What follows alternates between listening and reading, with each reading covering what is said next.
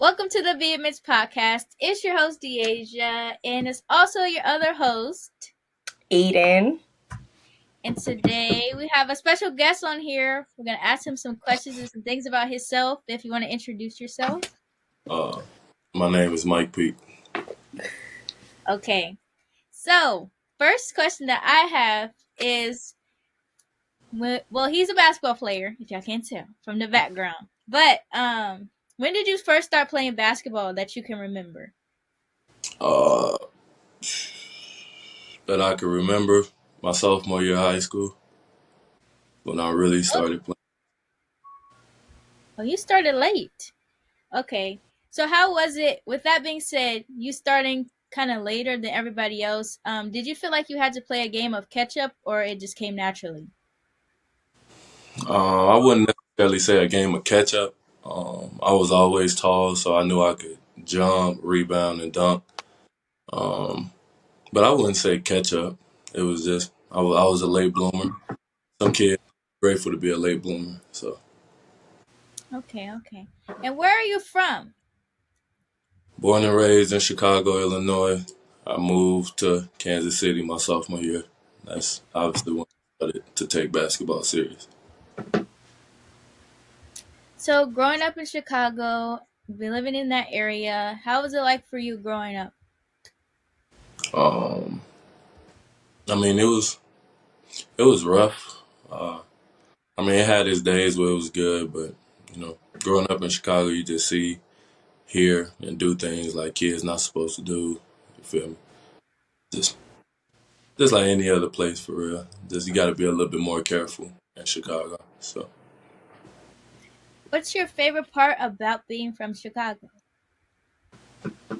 um, really, not a lot of people experience Chicago. Um, Cause I run into some people that, oh, you're from Chicago. I never been. I want to go. So it's kind of like having that experience. And then you started your career at Georgia. Walk us through a little bit about like the process with Georgia, why you left Georgia, where'd you ended up going, stuff like that. All right, so when I first heard about Georgia, mind you, I ain't know nothing about college. I ain't know nothing about basketball. I ain't know nothing about getting scholarships. So when I came down there, when I transferred into Northeast, obviously they coach was with the Mocan team. So that's what got me on the AAU stuff to actually learning about colleges and scholarships and stuff. So once I got going with that, obviously I was pretty good enough to go to college. So I went to Georgia. That was my first ever college visit. Um, I mean, it was smooth. They had my face all over the campus. I felt like I was that man. You know what I'm saying? So This was your visit?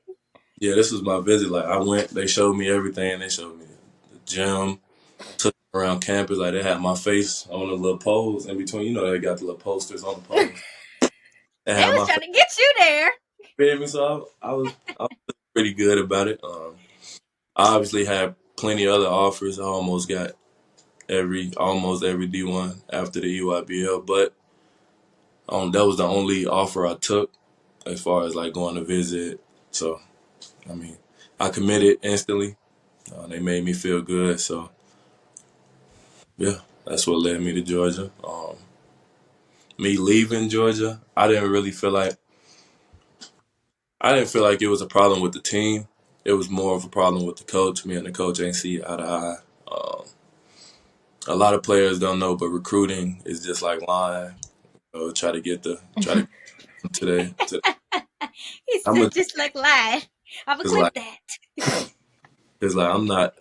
I'm not on a team right now, so I kind of see things from kind of an athlete way and a coach way, or somebody sitting out. So, but yeah, man, most of that recruiting, if they not really on you, was, and I don't understand why it was a lie. But yeah, man, a lot of these athletes they go through changes because of coaches, not because of themselves for real.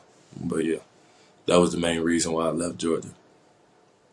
And when you went in the portal, how did the portal treat you? Let's talk about that. How did that go? Transferring from Georgia, Mm-hmm. I mean, it was smooth. like I said, I had plenty other offers, which actually had died down after. I only had my top three was Cincinnati, SLU, and Austin P, which I ultimately chose Austin P. Um, but yeah, I mean, that didn't treat me any kind of way. How was Austin P? Let's talk about your next chapter. Um, Austin P was great. Um, a lot of great coaches, a lot of great teammates. Uh, we almost won the championship there. Uh, and then yeah, and then we got a new coach after that year. Wasn't really compatible, so um, got in the portal again, which led me to New Mexico State. And yeah, so that's how I ended up at New Mexico State. So in your process of transferring, going from Northeast, which is in Kansas City, Missouri, public schools. For you guys that don't know, they're not from Kansas City, and you going to Georgia. Georgia, do you have it? Do you wish that you would have looked into more other schools rather than committing so quickly? Oh, for sure. Um, uh, Said I had just a few I can name off of my head: Georgetown, Virginia Tech, Virginia, UConn, Creighton, Iowa State.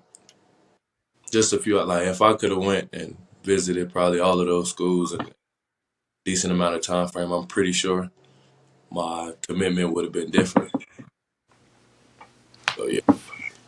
So, for young kids out there that are in that process and wanting to do the things you do, go play college ball, what would be your advice to them as far as the recruiting process? Um, Really get to know your coach. Like ask more personal questions about the coach than about the school. Because of course you can always look up questions about the school on Google and stuff will be there. But yeah, get more personal with the coaches, get more acclimated with the staff. Mhm. Just see like try to get a real vibe of what's going on. Because like I said, recruitment is kind of like lying. Just to get someone there. But if you actually know your coach's intentions and what they're gonna play you, or if you know what you're getting yourself into before you commit, that'd be better. Was your jump from Northeast, because you did go to a public school, was your jump from Northeast straight to Georgia, or did you have like a little gateway between? Where did you go between that? All right, so the end of my junior year, I had got the news that I might not be eligible to go to college as far as like ACT scores and SAT, whatever they called them tests in high school. And so I transferred from Northeast my junior year to Blue Valley Northwest, where I played with Christian. Um, and I transferred there because one, I was gonna get more serious about my grades. Two, being out there was gonna keep me out of trouble. A lot of people mistake Kansas City and Kansas for being the same thing, and it's not. I was staying in more trouble in Kansas than I was in Kansas City, so that was a huge uplift on me getting my grades and stuff together. But yeah, that's where I went after I got the news that I might not be eligible. So I went there, got my grades up, got a 22 on the ACT. Okay. Mind you, I wasn't prepared for that at all. You got a 20. You got a 22. I'm put Did the you? clapping noise over that. No, He no, I said know it. he's got to get out that environment and reroute himself. He's put Yeah. himself I in a love better that for you. position. That's good. I only got a 20, so ain't no way you got a 22. You not smarter than me. Oh, You must have. no, you can't do that. Yeah, you can't. You really can't cheat on the ACT. Walk us through New Mexico State. Let's go there. Let's walk us through New Mexico State. You walked us through Austin P, Georgia. Let's go to New Mexico State. New Mexico State was fun, man. I ain't gonna lie, I had all my schools. Besides Georgia, environment, I'll put New Mexico State over that because I was actually enjoying the hooping part, which I was at Georgia, but at the same time, it wasn't the same. Um, but New Mexico State, man, I felt like, you know. I had let my hair down. I ain't had no hair, but I had let my hair down and decompress from situations.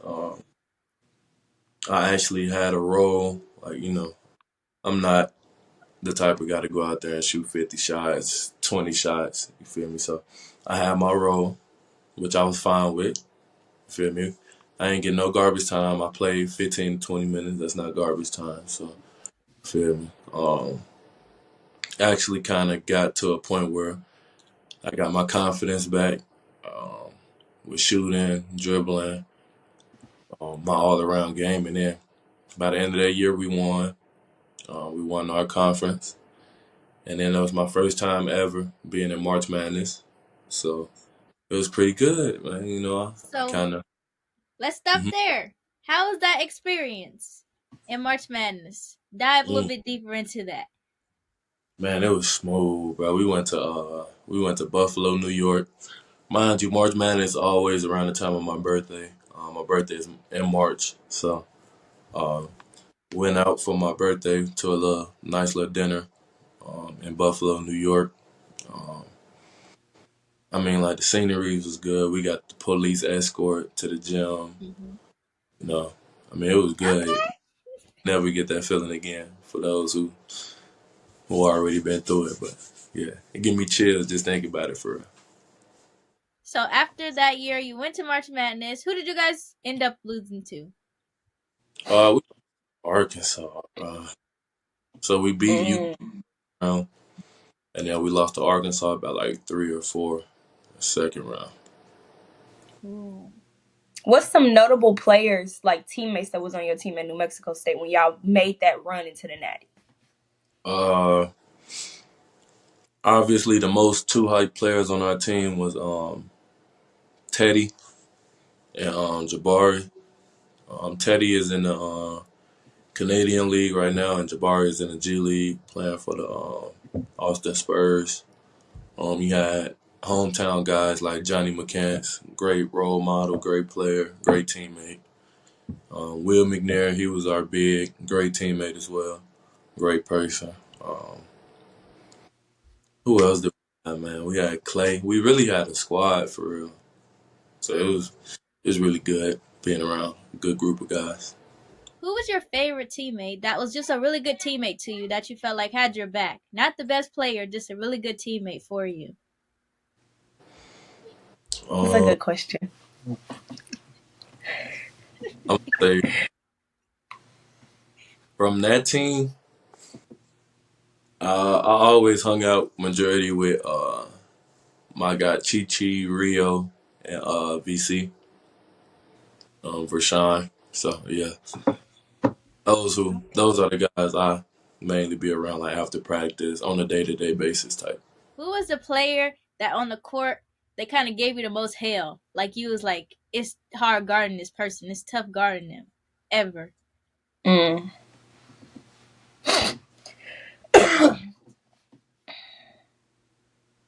I ain't Gotta gonna lie, think about that. I did one play in practice at Georgia. Mind you, I went to Georgia not knowing who nobody was. So Anthony Edwards.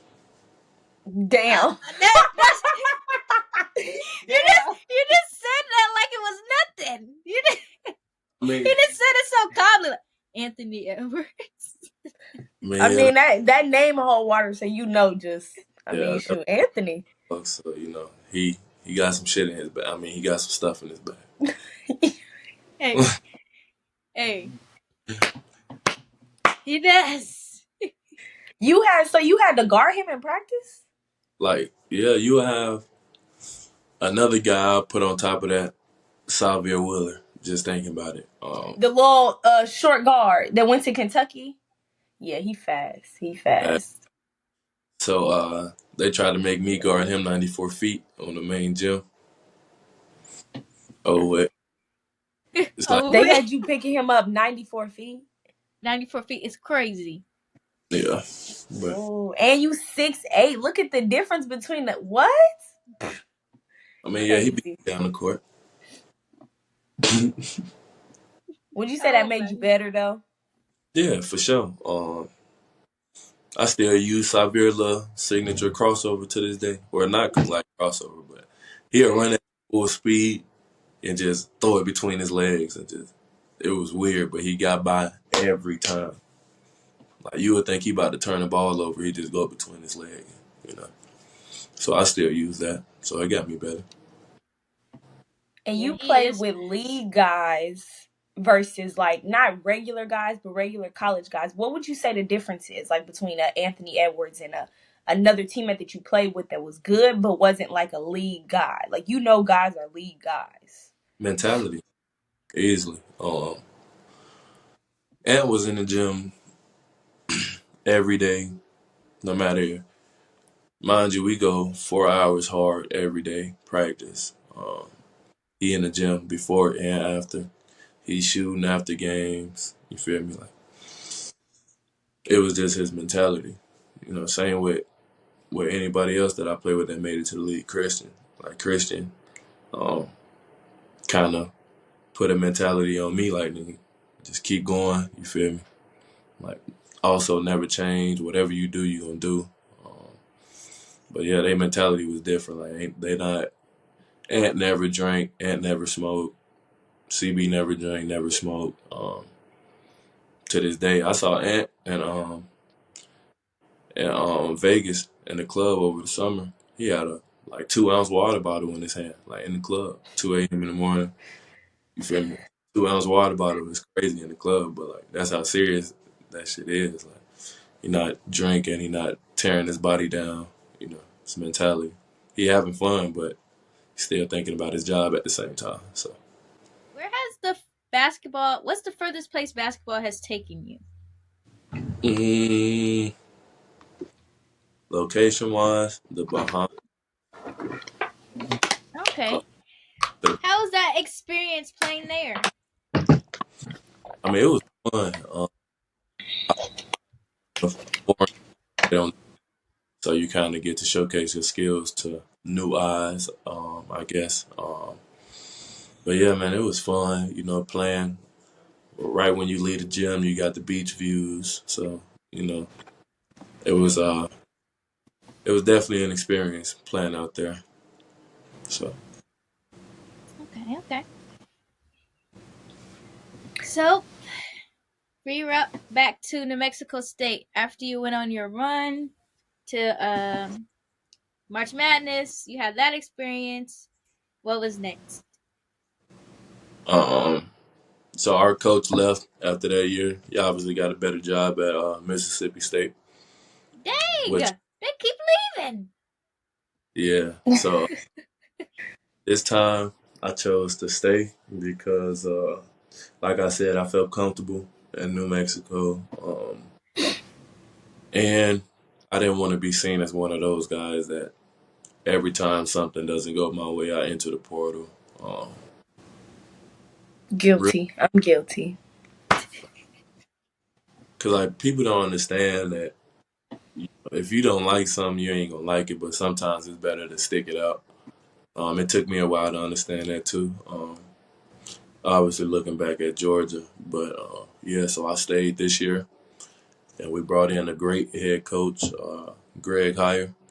Still talk to him to this day. Um, Great guy. Got a little bit of the same staff from last year as far as assistant coaches. Well, it was really only one from the year before. All the other guys, one coach was from Chicago, so we kind of hit off that. Um, and the other coaches was just cool, you know. You say what's up to them, talk to them outside of practice and practice. You know, cordial business. So yeah, I stayed there, and unfortunately only played 3 games before I broke my leg and that whole situation happened. So didn't really get a whole season there. Well, last year, but yeah, it was small. Now, the second question. I'm scared to ask this question. I don't want to trigger you in no way. I don't like triggering people. I work with people that I don't like triggering people. So, Hmm. let me start best. Can you explain a little bit? about what happened in that situation as much as you can. Anytime you feel uncomfortable, we done. You can stop. We're done. I don't want to trigger you in no kind of way. I mean, Oh, Mikey. you ain't triggering me. Hmm, I mean, long story short, I was in the hotel room, couldn't sleep. Um, so I obviously left the hotel room um, and went 5, 7 minutes down the road. Um, my intentions was going to chill. I couldn't sleep, so I figured if I left the hotel room, maybe got myself tired or something, I'll be able to come back and sleep. Um, so, uh, I mean, when I got there, got out the Uber, walked to the back, and then all that happened. I'm pretty sure people done seen the video, people that heard stories or read false you feel me, articles and all that stuff. I'm gonna just put it out there now. The articles are not 100% true. Um, they don't have facts in them. I have yet to tell my story or my side of the story. Uh, yeah, I mean, after all that happened, I mean, obviously, I woke up in the hospital. I was confused on what happened at first, and then talking to different officers and my attorney, lawyer, and all that stuff. So, I mean, I'm not mad at it. I'm not, um, you feel me? It's definitely a big regret of mine. Not really a regret. It was just I should have stayed in the hotel. Um, more like a big, you know, be more responsible. Definitely, everything you go through gonna teach you something in life. You feel me? I'm not dead. You feel me? I could have died that night. I still have my leg. They told me they was gonna amputate my leg, but they didn't due to how much blood I lost at first. And then yeah, so the first 2 3 days I didn't have no contact with the outside world from the hospital. I couldn't call my mama, couldn't call my coaches. Um, they had me under a different name in the hospital, obviously, just in case if uh, somebody was to come finish the job type. Um, so that's why they had me under a different name. Couldn't talk to nobody from the moment I got in there to like 3 days after. I had my attorney go buy me a phone. So those first 3 days was obviously when everything poured out into the social media, which I had no, you feel me? I had no input on what was being put out there to the social media. It was really just her saying whatever she was saying, which I had no idea because Mm-hmm. what she was saying is completely false. But uh, my attorney told me not to talk about that, so I won't get into all that. So, I mean, I kind of let it play out how it played out. Didn't really affect me. I mean, it did as far as like my career and what I'm doing now. But Mm-hmm. it's a learning experience. I wasn't the first athlete to ever leave a house. I mean, leave a hotel or break curfew. I won't be the last athlete to do it. So, I mean, it's really a learning experience. Learned a lot from it. It's obviously life changing because obviously I'm not playing basketball right now. My leg is still kind of recovering as far as my shin bone. So, with that, I kind of want to do a mental health check. Going through these different processes, do you feel like you're mentally in a better space? And how are you able to keep yourself sane? Because that is a lot. And that's very heavy. I mean, like I said, I I grew up in Chicago. I seen some stuff kids not supposed to. Yeah, I did some stuff kids not supposed to do. Kind of wasn't like most people would think. Like, oh, it's traumatic or it'll bring up PTSD. Or to be honest with you, I don't think about it. I don't like it. Ain't. It's not saying that in a bad way, but like most people would think, oh, you go to sleep thinking about it, you wake up thinking about it.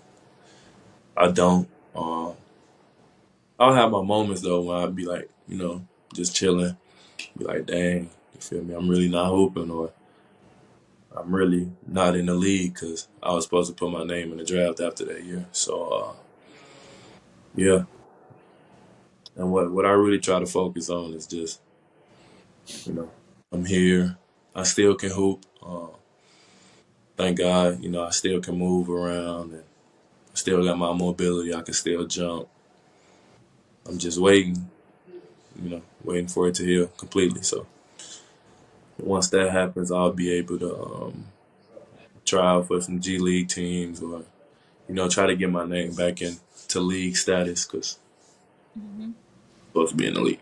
So I think this is, for me personally, just talking to you, I feel like this is gonna end up being a beautiful story. Like you said, that it's a lesson Hmm. and you just gonna grow from it, learn from it. But it's most definitely kids that grew up in Chicago or not even grew up in Chicago, just grew up from different places in the inner city, in the hood, and you don't get to pick where you grow up at. Like you just born there. God picked that for you. So I feel like it's very important for not only for you to tell people your story, just us talking on this podcast, but just to let kids know that you can overcome things. And in all these situations that you've explained to me and your story and all this stuff, you've prevailed. And so to me, you just seem to be able to keep prevailing and prevailing. So you're going to get to where you want to get. That's just for me. So do you have any message to younger kids who may be growing up in the inner city and things like that, just in your life experience of what's some advice that you can give to them?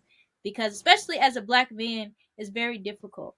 And with Hmm. the media, like you said, they flipped it on you. They said some things that were false, and it's easy to point the finger at you. You're a black man, and not only that, you're big, you're tall, so they can point you as being the aggressor and this and that because you're black and you're already a big target. So, just what's your message to young kids? Um, One, I obviously say know where you come from. You know, obviously you have to know the background of where you come from, whether that's the hood, whether you feel me, you grew up in a gated community, know the background. Um, Feel me. Two, those who you surround yourself with are who you gonna be like mostly looked at. So if you surround yourself with successful people, you most likely gonna be looked at as a successful man or a successful woman. Um, so yeah, know your surroundings and be careful who you have in your circle.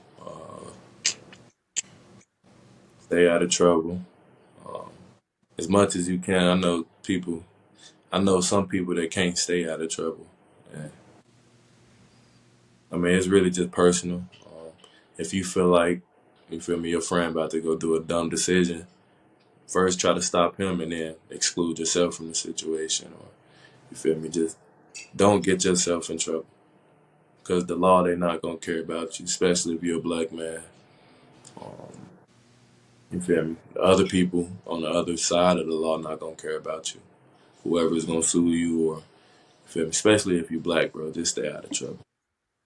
That's the most, stay out of trouble, bro. Get your education, no matter if you in sports or what. Cause I'm a prime example. I ain't know what to do when that situation happened. Like I still don't know what to do. Like basketball was my everything, every day. You feel me? So I mean, I'm still kind of finding myself, but yeah, stay out of trouble. Know who you surround yourself with, and know where you come from.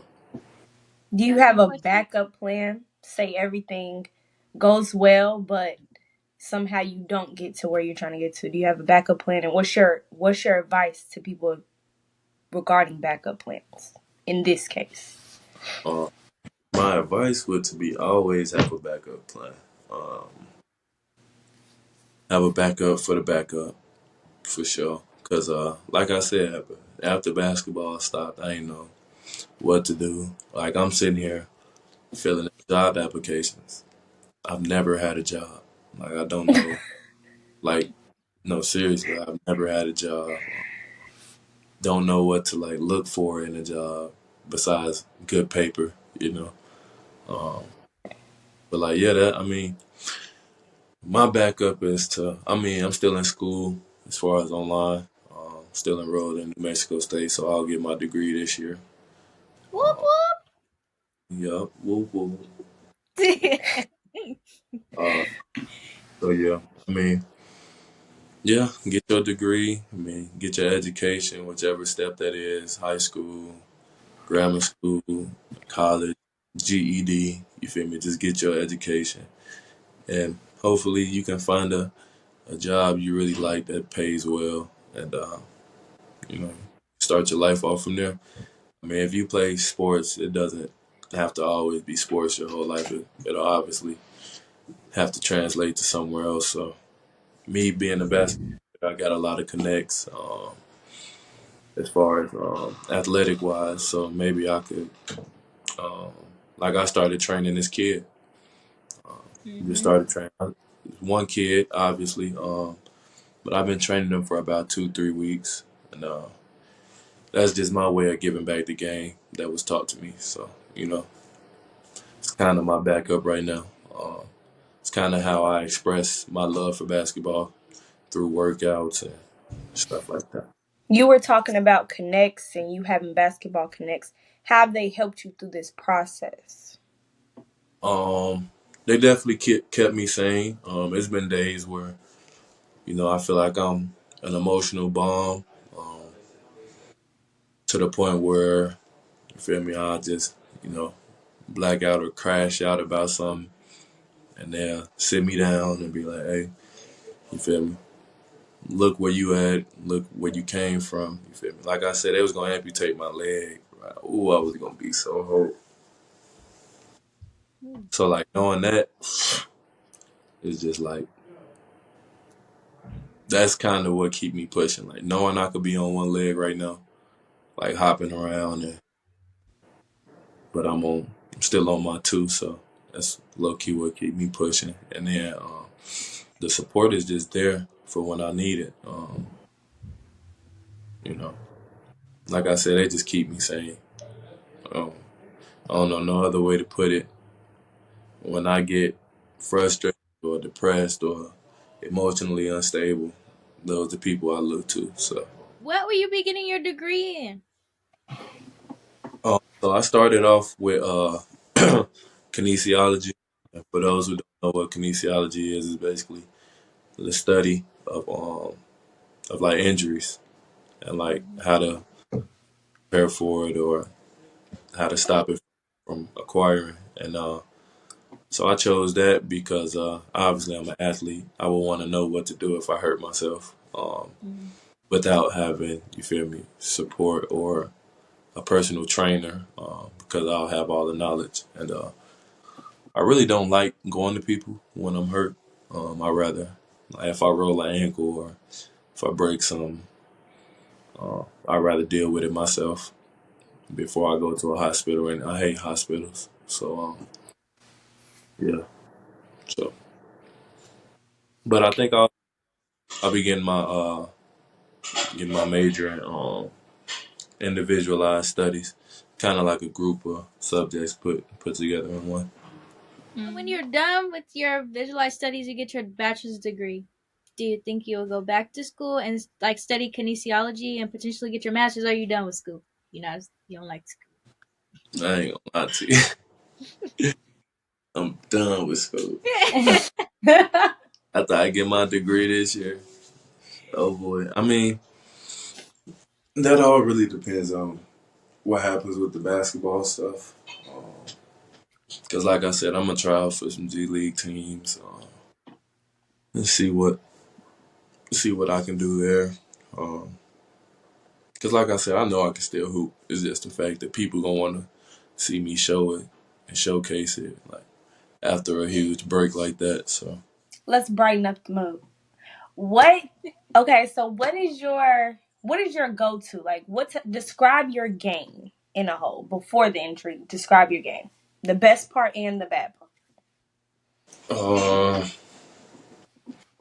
the best part of my game, I was high motor, uh, very defensive player.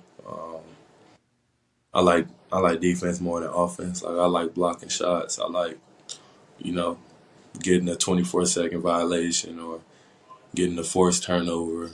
I like playing defense, but offensively, um, I could jump. Rebound. You can damn near throw it up anywhere towards the rim. I'll go get it.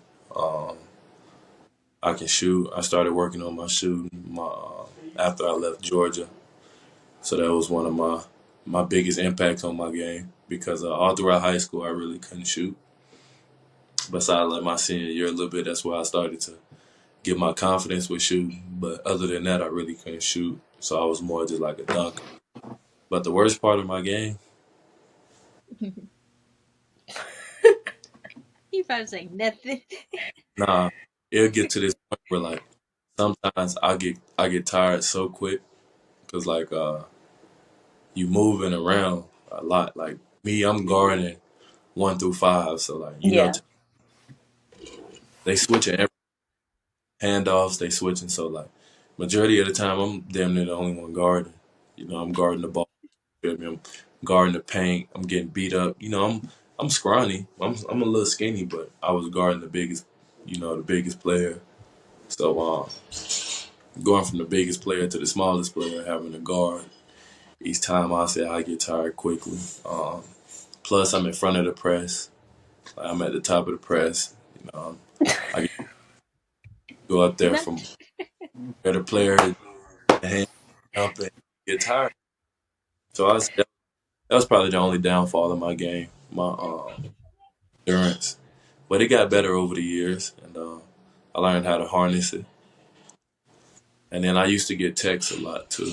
That's another.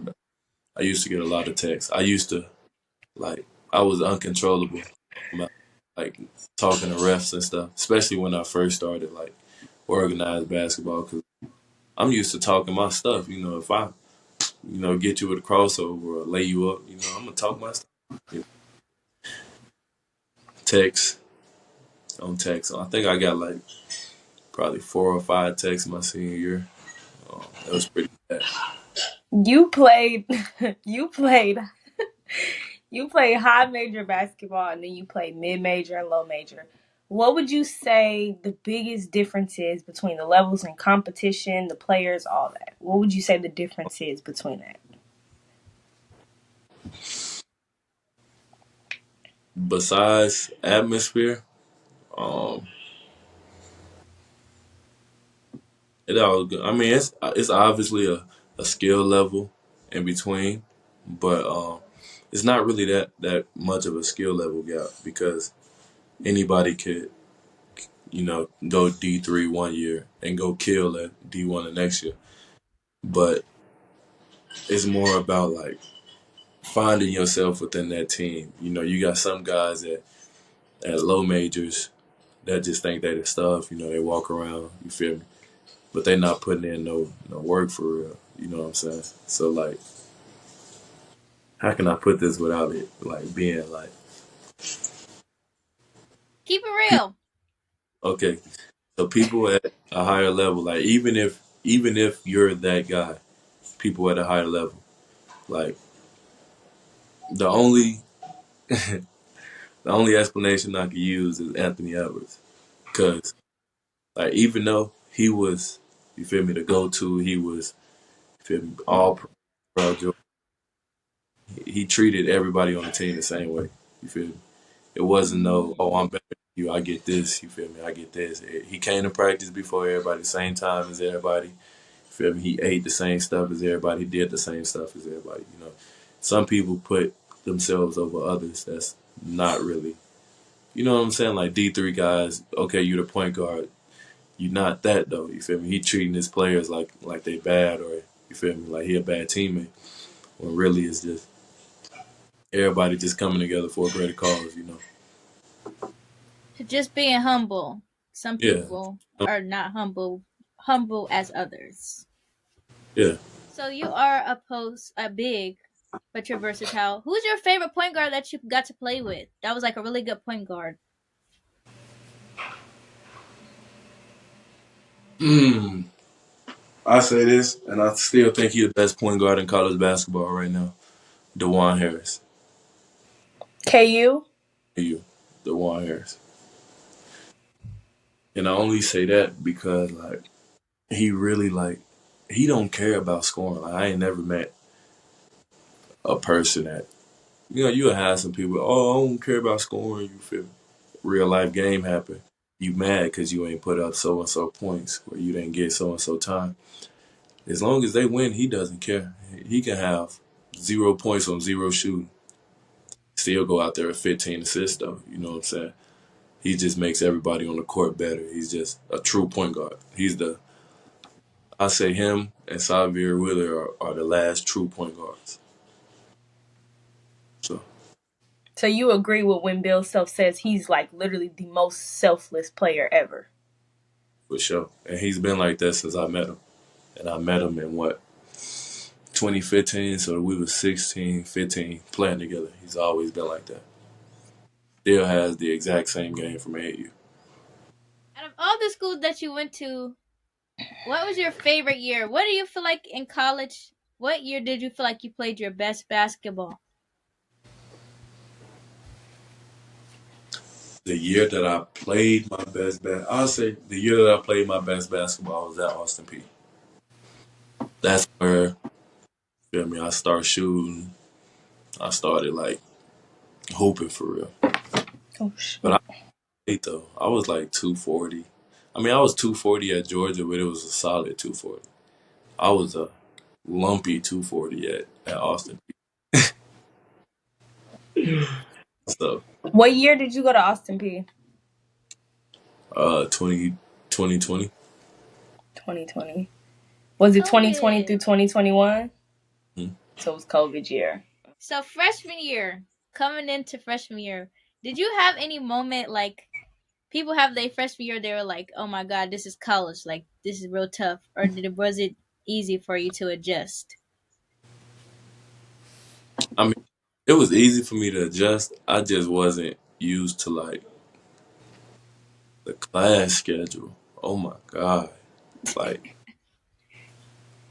I used to class at like 7:30, barely made it to.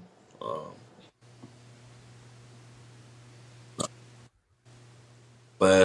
we used to have to take buses to classes. Like, Oh that's yeah, how big Georgia is big. Yeah.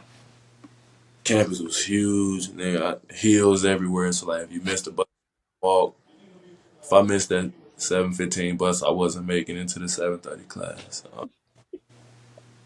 I wasn't walking up. I mean, I would walk if I had to. Like if it was a class I liked and stuff, I'd go. Man, I definitely did have a this is college moment. What was your moment on the court where they was like, this is coming to college? Like, dang, this is college. This is not high school.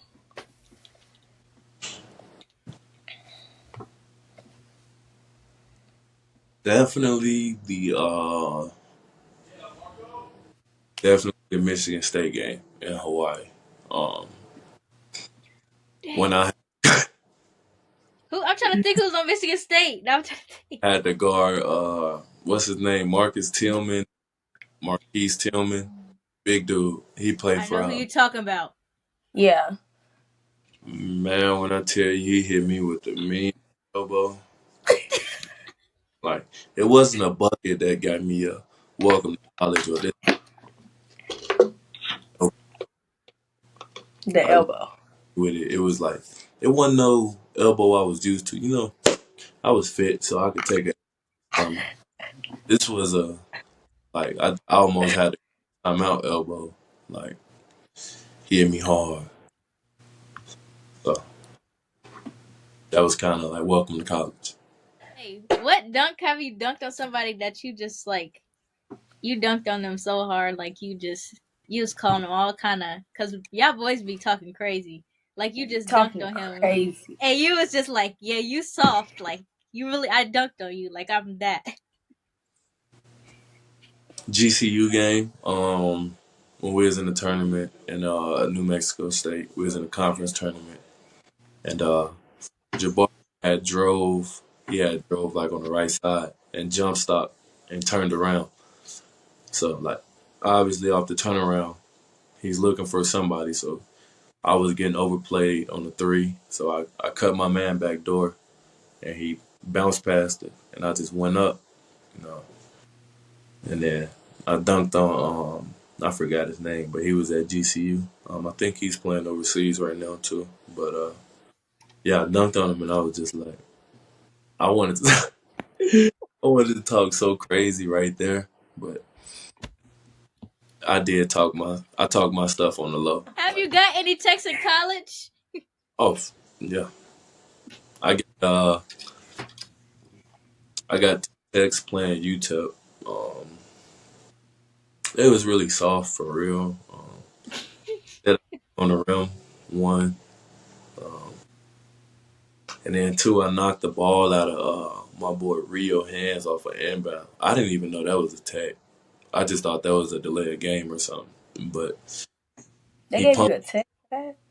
he ball faked it, and I swiped, and I knocked it out of his hand, and they take me up. So those are the only two techs in college that I know of. That was kind of soft. But yeah, Yeah, that's crazy. I ain't gonna lie. That's like a delay of game. that's what I'm saying. I thought that was a delay of game. He gave me a tech. So Now, has anybody ever dunked on you, or you never got dunked on? I mean, playing around, like yeah, people get me, but in a real game, it was only one person to get me. Who got you? Who got you? My boy Jay got me, man.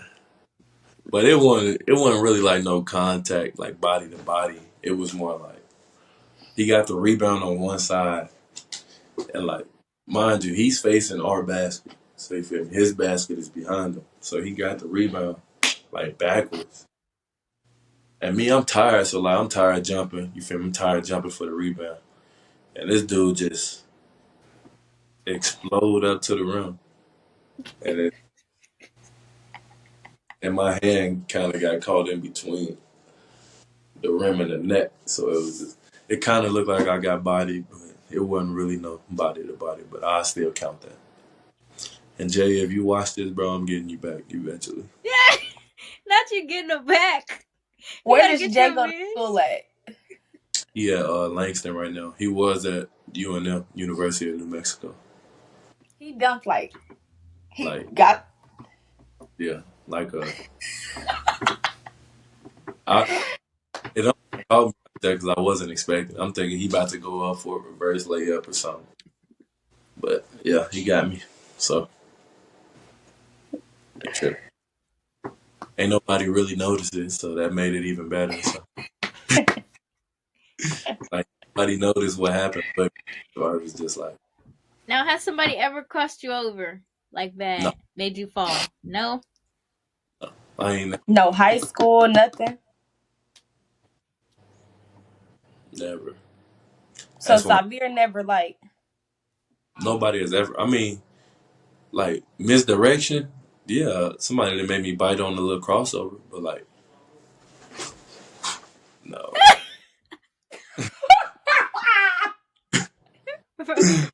no, Okay, now what's the craziest move you've been hit with? Like somebody hit you with a move, you was like, that was just a good move. Well, there's nothing you could do about it. mm, shit, Xavier. He come full We speed. need to have him on here. We need to at him. Telling you, Literally, we need him on here because what he got in his bag? he You has. He literally has probably for a little fast guy. He got probably one of the best bags out there. Like he could just watch some of his highlights, bro. When he got somebody trying to press up on him full corridor, it's just easy blow by. I say he is very smart. Like Very Yeah, smart. His IQ is high. he at Washington right now, so hope good luck. Hope my boy doing good, man. Who the best shooter you play with? I got I got three of them. Dre Sorrells, he went to Grandview. Luke Kazabuki, we play AAU together, and then Tyree Crump, we played at Georgia together. Tyree Crump got a burner.